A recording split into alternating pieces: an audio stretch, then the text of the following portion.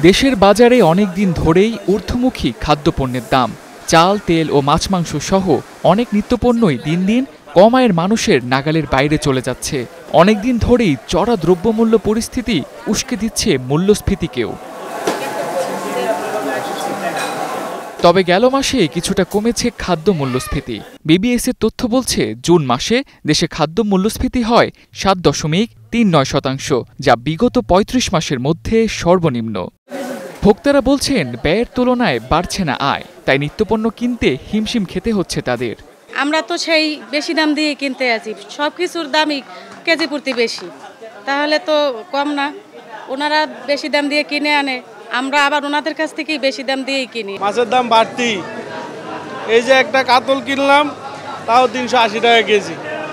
মাছের দাম কম নাই, দিন দিন বাড়তি আছে। বাজারে কোনো দ্রব্যমূল্য আকার ছোঁয়া কোনো কিছু নির্ধারিত নাই। আজকাল চাউলের দাম ১৪ টাকা, ১০ টাকা, কালহা ১২ টাকা।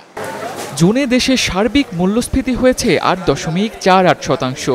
মূল্যস্ফীতির অঙ্কটা কমতির দিকে থাকলেও বিশেষজ্ঞরা বলছেন, এখনও এই হার অনেক বেশি এবং এর চাপ পড়ছে দেশের বিশাল সংখ্যক মানুষের জীবনমানে।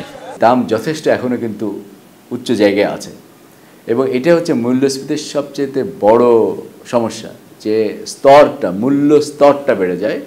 তারপরে আমরা যেটাকে মেজার করি ইনফ্লেশন রেট, এটা বোঝায় কত দ্রুত গতিতে এখন সেই দাম বাড়াটা অব্যাহত আছে।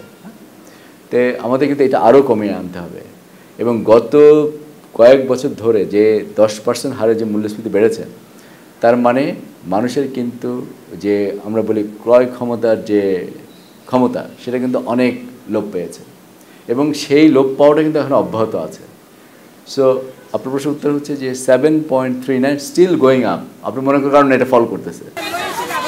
কম আয়ের মানুষকে কিছুটা স্বস্তি দিতে সরকারের খাদ্য সহায়তা কর্মসূচিগুলোর আওতা আরও বাড়ানো তাগিদ বিশেষজ্ঞদের। Tamjid Ahmed, star news, Dhaka.